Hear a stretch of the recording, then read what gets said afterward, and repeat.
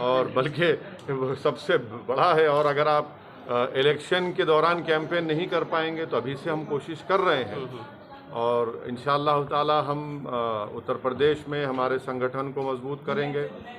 पिछले असेंबली चुनाव से बनिस्बत हमारा संगठन 70 डिस्ट्रिक्ट्स में बहुत अच्छा है। बहुत से मेरे ख्याल से कम ऐसे 80 से 100 विधानसभा ऐसे जहां पर हमारा कम से कम 70% बूथ पर MIM पार्टी का प्रेजेंस है और हम कोशिश कर रहे हैं ओम प्रकाश राजभर साहब के साथ हैं।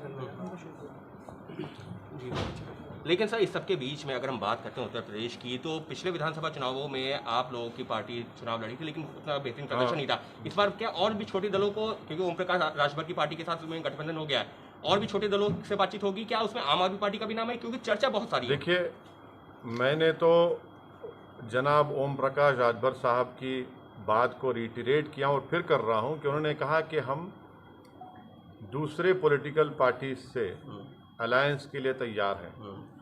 तो ये वो हमारे कन्वीनर हैं, वो बड़े हैं, वो इस सवाल का मुझसे बेहतर तरीके से जवाब दे पाएंगे। लेकिन सर आज भी वो नजर नहीं आया, जबकि आप लोगों ने लखनऊ में ऐलान किया था। ना देखिए, आज के प्रोग्राम में ये तय हुआ था कि हम आएंगे। आइंदा फिर प्रोग्राम है कानपुर का, इलाहाबाद का और मुख्तलिफ उत्तर प्रदेश के मुकामात पर हम जाएंगे।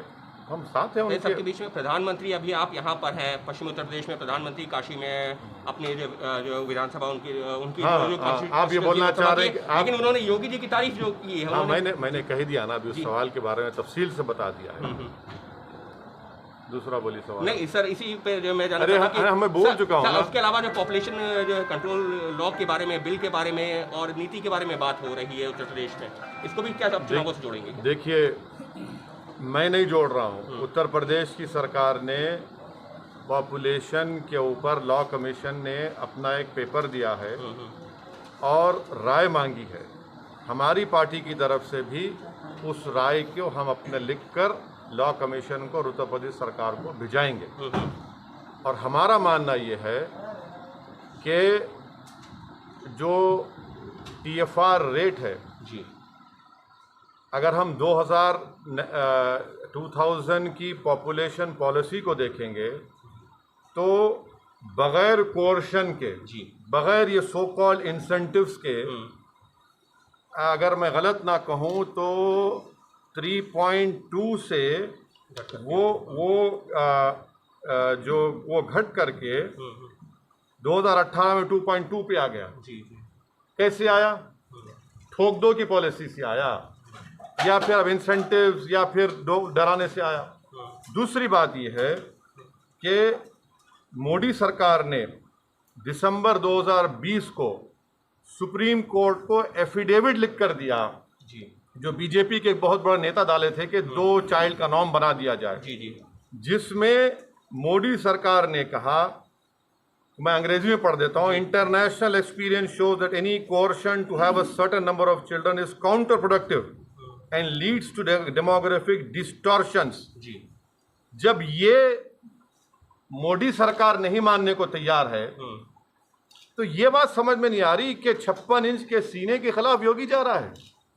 क्या एक प्रदेश सेंट्रल, वो भी बीजेपी की दोनों सरकार है, उसके खिलाफ जा रहा है? तीसरी बात यह है कि आर्टिकल 21 के कंप्लीट खिलाफ है ये प्रपोजल। क्यों है? क्योंकि आर्टिकल 21 डिफाइन करता है personal autonomy relating to body. चौथी बात यह है कि ये प्रपोजल पुट्टू स्वामी का जो सुप्रीम कोर्ट का कॉन्स्टिट्यूशनल बेंच का जजमेंट है उसके खिलाफ है। छठी बात यह है कि ये जो प्रपोजल है इससे उत्तर प्रदेश की महिलाओं का बहुत बड़ा नुकसान होगा। क्यों होगा? स्टेरिलाइजेशन सबसे ज्यादा देश में 93% सिर्फ महिलाओं का होता है और आप ये कह रहे हैं कि स्टेरिलाइजेशन आप करवा ले, तो ये महिला को राइट मिलना चाहिए कि वो डिसाइड करे। जो हमारी नेशनल पॉपुलेशन पॉलिसी थी उसमें हमने ये कहा कि आप शादी इस उम्र में करिए, एक बच्चे के पास स्पेस दीजिए। तीसरा, हमने एजुकेशन का इंतजाम किया ये इस बात पर योगी की सरकार का कुछ ताल्लुक ही नहीं है। लेकिन और सुन लिए पूरा आप सुन लीजिए, हम जरा तैयारी करके आए थे, आप मालूम आप हमारा इस्तकबाल करेंगे इन बातों से।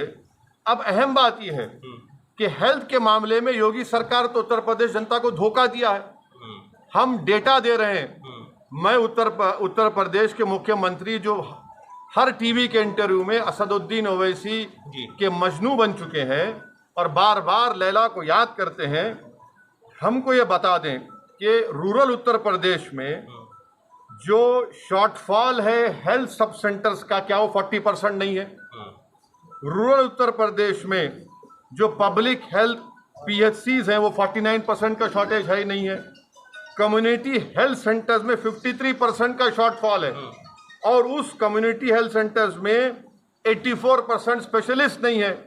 हम उत्तर प्रदेश के मुख्यमंत्री से पूछना चाह रहे हैं कि 22 नवंबर 2019 को लोकसभा में मोदी सरकार ने एक जवाब में कहा कि उत्तर प्रदेश में डॉक्टर पेशेंट का वर्स रेशियो है। क्या है वो? कि सैंक्शन स्ट्रेंथ जो है 4509 डॉक्टर्स की है और सिर्फ 1344 काम कर रहे हैं और आप कह रहे हैं कि पॉपुलेशन कंट्रोल करेंगे। लेकिन सर सुनिए प्रधान और प्रधानमंत्री जिससे आपको बड़ी मोहब्बत है, देश के प्रधानमंत्री जरूर हैं, मोहब्बत करना कोई जरूरी नहीं है किसी प्रधानमंत्री से, आप उनके खिलाफ भी बोल सकते, संविधान कहता है। जुलाई 1 को देश के प्रधानमंत्री ने कहा था कि इस देश में demographic dividend presents huge opportunity. Demographic dividend क्या है? 15 साल से लेकर 59 इयर्स तक ये वर्किंग पॉपुलेशन पूरे विश्व में किसी के पास नहीं है जो भारत में है। और ये एक्सपर्ट्स ये कहते हैं कि 2030 और 2050 तक रहेगा।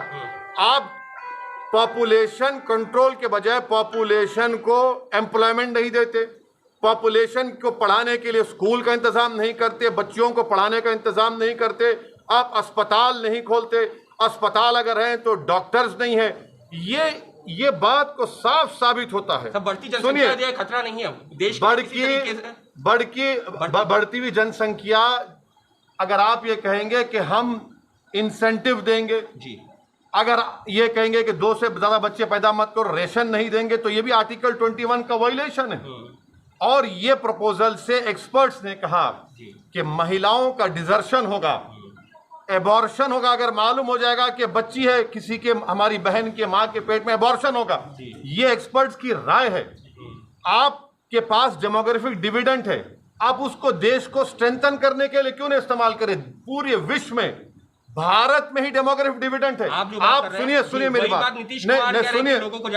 सुनिए पॉपुलेशन को, आप जो आपके पास एक ताकत है पॉपुलेशन, उसको स्ट्रेंथ बनाइए ना, आप कमजोरी बना रहे हैं।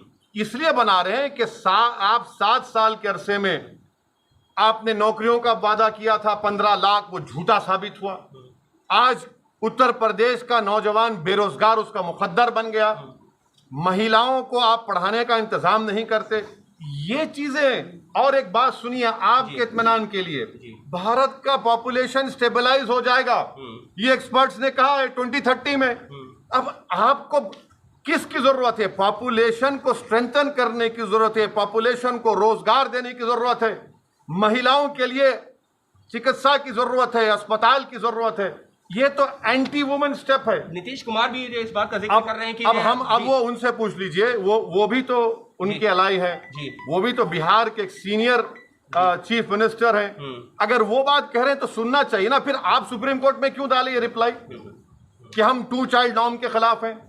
तो ये इनकी नाकामियों को छुपाने के लिए, उत्तर प्रदेश के नौजवानों की आंखों में धूल झोंकने के लिए, उत्तर प्रदेश की महिलाओं को एक और धक्का पहुंचेगा, नुकसान होगा। आप योगी सरकार के ऊपर सवाल खड़े कर रहे हैं, प्रधानमंत्री तारीफ कर रहे हैं, कह रहे हैं कि बहुत अच्छा काम किया है कोरोना काल में भी बहुत अच्छा। इसीलिए तो हमने शुरुआत में भी ये कह दिया कि प्रधानमंत्री ने उत्तर प्रदेश की जनता के सामने आकर इतना बड़ा उनको बहुमत, इतने बड़ी सीट पार्लियामेंट में 2 मरतबा दी है।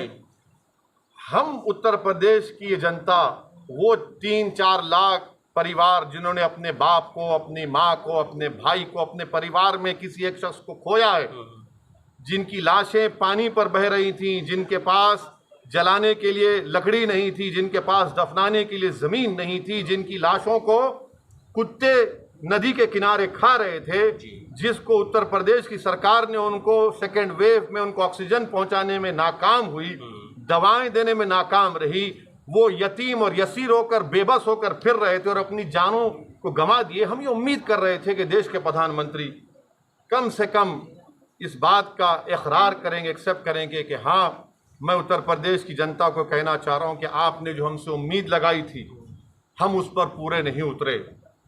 बजाय उसके आपने नमक फेंकने का काम किया उन परिवारों को, और उत्तर प्रदेश की जनता प्रधानमंत्री के स्टेटमेंट को सुन रही है और यकीन जानिए वो खून के आंसू फिर से रो रहे हैं। बस आखिरी सवाल, क्योंकि आपका अभी व्यस्त कार्यक्रम है। बस हो गया, बस।